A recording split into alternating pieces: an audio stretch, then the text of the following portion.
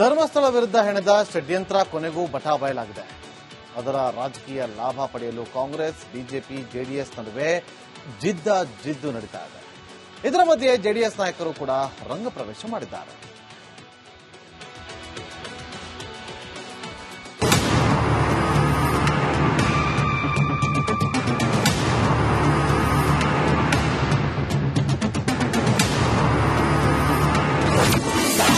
ಧರ್ಮಸ್ಥಳ ಸಂಪತ್ತು ಲೂಟಿಗೆ ಕಾಂಗ್ರೆಸ್ ಯತ್ನ.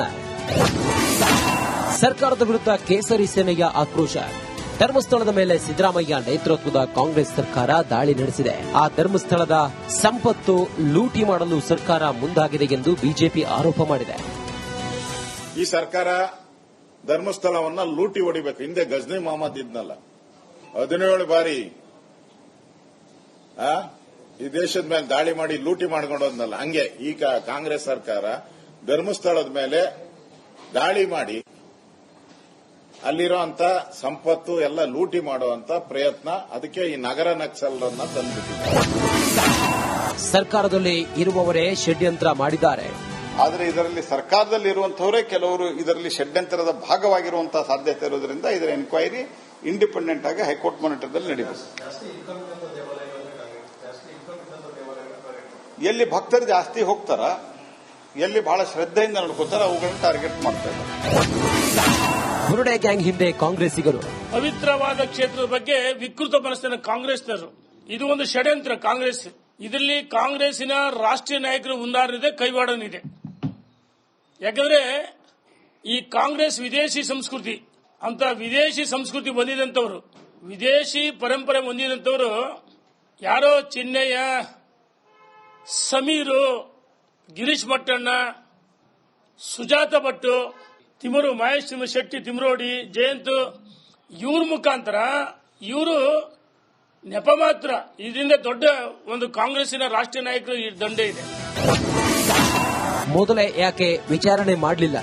ಎಲ್ಲೋ ಒಂದ್ ಕಡೆ ಕಾಂಗ್ರೆಸ್ಸಿಗರ ಶಾಸಕರ ಮನಸ್ಸುಗಳಲ್ಲೇ ಒಂದು ಅನುಮಾನ ಕಾಡ್ತಾ ಇತ್ತು. ಇಲ್ಲ, ಇದು ನಾವು ಮಾಡ್ತಾ ಇರೋದು ದಾರಿ ಸರಿಯಲ್ಲ, ಇದು ತಪ್ಪು, ಇದು ಹೋಗ್ತಾ ಇರೋ ದಾರಿ ಸರಿಯಲ್ಲ ಅಂತ ಅವ್ರಿಗೆ ಇವತ್ತು ಅನ್ಸಕ್ ಶುರು ಆಗಿದೆ. ಆದ್ರೆ ನಮ್ಮ ಪಾಯಿಂಟ್ ಇಷ್ಟೇ, ಇವತ್ತು SIT ರಚನೆ ಮಾಡಿದ್ರಿ ಸರಿ, ಬಟ್ ಯಾರನ್ನ ನೋಡಿ ನೀವು SIT ರಚನೆ ಮಾಡಿದ್ರಿ? ಆ ವ್ಯಕ್ತಿಯ ವೇಟೇಜ್ ಏನು, ಆ ವ್ಯಕ್ತಿಯ ಹಿನ್ನೆಲೆ ಏನು, ಆತನ ಫಸ್ಟ್ ನೀವು ತನಿಖೆ ಮಾಡಬೇಕಾಗಿತ್ತು, ಆತನ ಹಿನ್ನೆಲೆಯನ್ನ ಹುಡ್ಕೊಂಡು ಹೋಗಬೇಕಾಗಿತ್ತು. ಧರ್ಮಸ್ಥಳ ವಿರುದ್ಧ ನಡೆಯುತ್ತಿರುವ ಅಪಪ್ರಚಾರ, ಷಡ್ಯಂತ್ರ ಹಾಗೂ ಸುಳ್ಳು ಆರೋಪಗಳ ವಿರುದ್ಧ ಜೆಡಿಎಸ್ ಪಕ್ಷ ಯಾತ್ರೆ ನಡೆಸಲಿದೆಯಂತೆ. ಇದೇ ಭಾನುವಾರ ನಮ್ಮ ಪಕ್ಷದ ಶಾಸಕರು, ಮಾಜಿ ಶಾಸಕರು, ಮುಖಂಡರು, ಕಾರ್ಯಕರ್ತರು ಧರ್ಮಸ್ಥಳಕ್ಕೆ ಸತ್ಯ ಯಾತ್ರೆ ಮಾಡಿ ವೀರೇಂದ್ರ ಹೆಗ್ಗಡೆ ಭೇಟಿ ಮಾಡಿ ಬೆಂಬಲ ನೀಡುತ್ತೇವೆ ಎಂದು ನಿಖಿಲ್ ಕುಮಾರಸ್ವಾಮಿ ಹೇಳಿದ್ದಾರೆ. Bureau report, republic Kannada. Dharmasthala ವಿರುದ್ಧ ಹೆಣೆದ ಷಡ್ಯಂತ್ರ ಕೊನೆಗೂ ಬಟಾಬಯಲಾಗಿದೆ. ಅದರ ರಾಜಕೀಯ ಲಾಭ ಪಡೆಯಲು ಕಾಂಗ್ರೆಸ್, ಬಿಜೆಪಿ, ಜೆಡಿಎಸ್ ನಡುವೆ ಜಿದ್ದು ನಡೀತಾ ಇದೆ. ಇದರ ಮಧ್ಯೆ ಜೆಡಿಎಸ್ ನಾಯಕರು ಕೂಡ ರಂಗಪ್ರವೇಶ ಮಾಡಿದ್ದಾರೆ.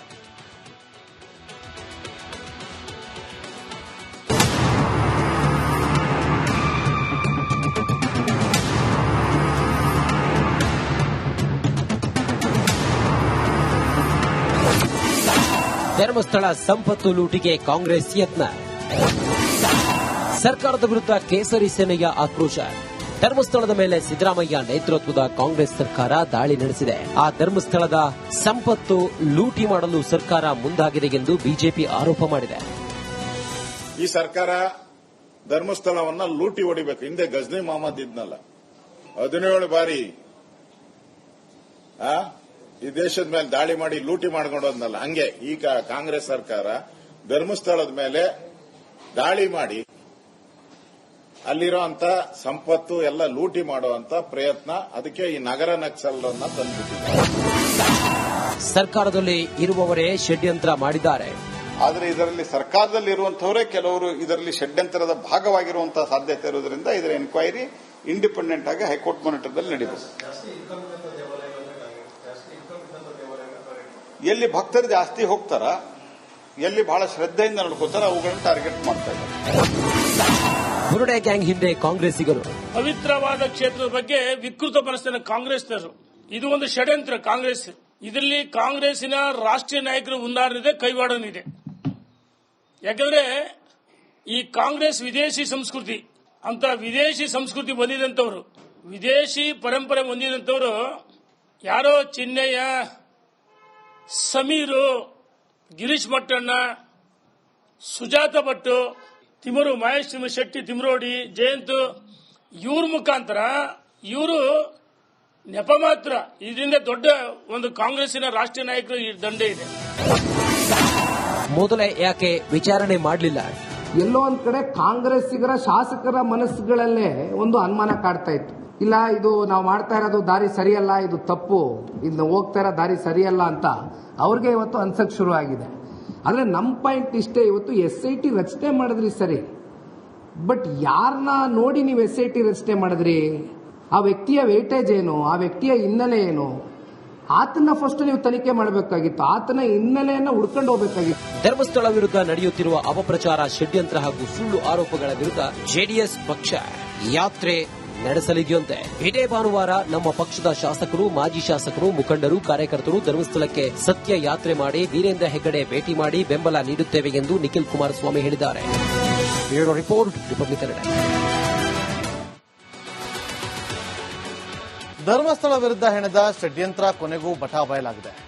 ಅದರ ರಾಜಕೀಯ ಲಾಭ ಪಡೆಯಲು ಕಾಂಗ್ರೆಸ್, ಬಿಜೆಪಿ, ಜೆಡಿಎಸ್ ನಡುವೆ ಜಿದ್ದು ನಡೀತಾ ಇದೆ. ಇದರ ಮಧ್ಯೆ ಜೆಡಿಎಸ್ ನಾಯಕರು ಕೂಡ ರಂಗ ಪ್ರವೇಶ ಮಾಡಿದ್ದಾರೆ.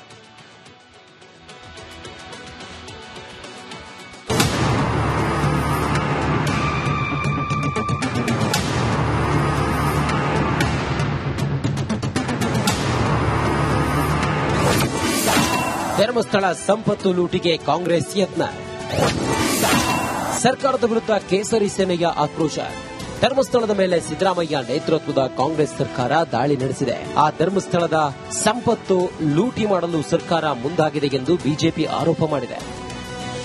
ಈ ಸರ್ಕಾರ ಧರ್ಮಸ್ಥಳವನ್ನ ಲೂಟಿ ಹೊಡಿಬೇಕು. ಹಿಂದೆ ಗಜ್ನಿ ಮೊಹಮ್ಮದ್ ಇದ್ನಲ್ಲ, 17 ಬಾರಿ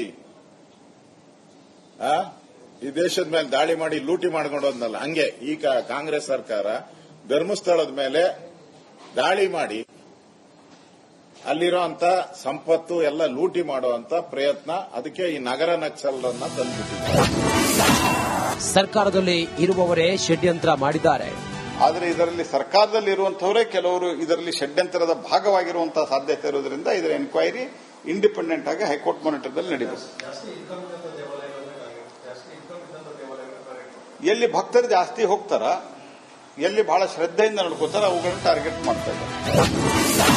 ಬುರುಡೆ ಗ್ಯಾಂಗ್ ಹಿಂದೆ ಕಾಂಗ್ರೆಸ್ಸಿಗರು. ಪವಿತ್ರವಾದ ಕ್ಷೇತ್ರದ ಬಗ್ಗೆ ವಿಕೃತ ಮನಸ್ಸಿನ ಕಾಂಗ್ರೆಸ್ನರು. ಇದು ಒಂದು ಷಡ್ಯಂತ್ರ ಕಾಂಗ್ರೆಸ್. ಇದರಲ್ಲಿ ಕಾಂಗ್ರೆಸ್ಸಿನ ರಾಷ್ಟ್ರೀಯ ನಾಯಕರು ಉದಾಹರಣೆ ಕೈವಾಡನಿದೆ. ಯಾಕಂದ್ರೆ ಈ ಕಾಂಗ್ರೆಸ್ ವಿದೇಶಿ ಸಂಸ್ಕೃತಿ ಅಂತ ವಿದೇಶಿ ಸಂಸ್ಕೃತಿ ಬಂದಿದಂತವರು, ವಿದೇಶಿ ಪರಂಪರೆ ಹೊಂದಿದಂತವರು ಯಾರೋ ಚಿನ್ನಯ್ಯ, ಸಮೀರು, ಗಿರೀಶ್ ಮಟ್ಟಣ್ಣ, ಸುಜಾತ ಭಟ್ಟು, ತಿಮರು ಮಹೇಶ್ ಶೆಟ್ಟಿ ತಿಮ್ರೋಡಿ, ಜಯಂತ್ ಇವ್ರ ಮುಖಾಂತರ ಇವರು ನೆಪ ಮಾತ್ರ. ಇದರಿಂದ ದೊಡ್ಡ ಒಂದು ಕಾಂಗ್ರೆಸ್ಸಿನ ರಾಷ್ಟ್ರೀಯ ನಾಯಕರು ಈ ದಂಡೆ ಇದೆ. ಮೊದಲೇ ಯಾಕೆ ವಿಚಾರಣೆ ಮಾಡಲಿಲ್ಲ? ಎಲ್ಲೋ ಒಂದ್ ಕಡೆ ಕಾಂಗ್ರೆಸ್ಸಿಗರ ಶಾಸಕರ ಮನಸ್ಸುಗಳಲ್ಲೇ ಒಂದು ಅನುಮಾನ ಕಾಡ್ತಾ ಇತ್ತು. ಇಲ್ಲ, ಇದು ನಾವು ಮಾಡ್ತಾ ಇರೋದು ದಾರಿ ಸರಿಯಲ್ಲ, ಇದು ತಪ್ಪು, ಇದು ಹೋಗ್ತಾ ಇರೋ ದಾರಿ ಸರಿಯಲ್ಲ ಅಂತ ಅವ್ರಿಗೆ ಇವತ್ತು ಅನ್ಸಕ್ ಶುರು ಆಗಿದೆ.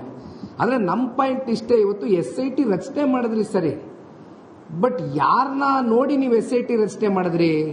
ಆ ವ್ಯಕ್ತಿಯ ವೇಟೇಜ್ ಏನು, ಆ ವ್ಯಕ್ತಿಯ ಹಿನ್ನೆಲೆ ಏನು, ಆತನ ಫಸ್ಟ್ ನೀವು ತನಿಖೆ ಮಾಡಬೇಕಾಗಿತ್ತು, ಆತನ ಹಿನ್ನೆಲೆಯನ್ನ ಹುಡ್ಕೊಂಡು ಹೋಗಬೇಕಾಗಿತ್ತು. ಧರ್ಮಸ್ಥಳ ವಿರುದ್ಧ ನಡೆಯುತ್ತಿರುವ ಅಪಪ್ರಚಾರ, ಷಡ್ಯಂತ್ರ ಹಾಗೂ ಸುಳ್ಳು ಆರೋಪಗಳ ವಿರುದ್ಧ ಜೆಡಿಎಸ್ ಪಕ್ಷ ಯಾತ್ರೆ ನಡೆಸಲಿದೆಯಂತೆ.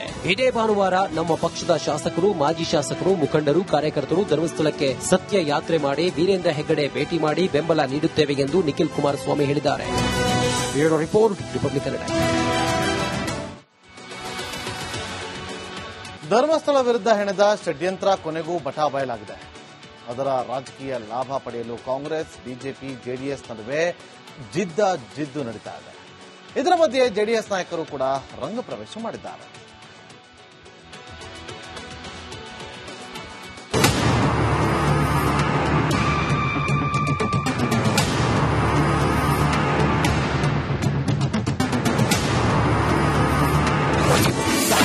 ಧರ್ಮಸ್ಥಳ ಸಂಪತ್ತು ಲೂಟಿಗೆ ಕಾಂಗ್ರೆಸ್ ಯತ್ನ. ಸರ್ಕಾರದ ವಿರುದ್ಧ ಕೇಸರಿ ಸೇನೆಯ ಆಕ್ರೋಶ. ಧರ್ಮಸ್ಥಳದ ಮೇಲೆ ಸಿದ್ದರಾಮಯ್ಯ ನೇತೃತ್ವದ ಕಾಂಗ್ರೆಸ್ ಸರ್ಕಾರ ದಾಳಿ ನಡೆಸಿದೆ. ಆ ಧರ್ಮಸ್ಥಳದ ಸಂಪತ್ತು ಲೂಟಿ ಮಾಡಲು ಸರ್ಕಾರ ಮುಂದಾಗಿದೆ ಎಂದು ಬಿಜೆಪಿ ಆರೋಪ ಮಾಡಿದೆ. ಈ ಸರ್ಕಾರ ಧರ್ಮಸ್ಥಳವನ್ನ ಲೂಟಿ ಹೊಡಿಬೇಕು. ಹಿಂದೆ ಗಜ್ನಿ ಮೊಹಮ್ಮದ್ ಇದ್ನಲ್ಲ, 17 ಬಾರಿ ಈ ದೇಶದ ಮೇಲೆ ದಾಳಿ ಮಾಡಿ ಲೂಟಿ ಮಾಡ್ಕೊಂಡು ಹೋದ್ನಲ್ಲ, ಹಂಗೆ ಈಗ ಕಾಂಗ್ರೆಸ್ ಸರ್ಕಾರ ಧರ್ಮಸ್ಥಳದ ಮೇಲೆ ದಾಳಿ ಮಾಡಿ ಅಲ್ಲಿರುವಂತ ಸಂಪತ್ತು ಎಲ್ಲ ಲೂಟಿ ಮಾಡುವಂತ ಪ್ರಯತ್ನ, ಅದಕ್ಕೆ ಈ ನಗರ ನಕ್ಸಲರನ್ನ ತಂದುಬಿಟ್ಟಿದ್ದಾರೆ. ಸರ್ಕಾರದಲ್ಲಿ ಇರುವವರೇ ಷಡ್ಯಂತ್ರ ಮಾಡಿದ್ದಾರೆ. ಆದರೆ ಇದರಲ್ಲಿ ಸರ್ಕಾರದಲ್ಲಿ ಇರುವಂತವರೇ ಕೆಲವರು ಇದರಲ್ಲಿ ಷಡ್ಯಂತರದ ಭಾಗವಾಗಿರುವಂತಹ ಸಾಧ್ಯತೆ ಇರುವುದರಿಂದ ಇದರ ಎನ್ಕ್ವೈರಿ ಇಂಡಿಪೆಂಡೆಂಟ್ ಆಗಿ ಹೈಕೋರ್ಟ್ ಮಾನಿಟರ್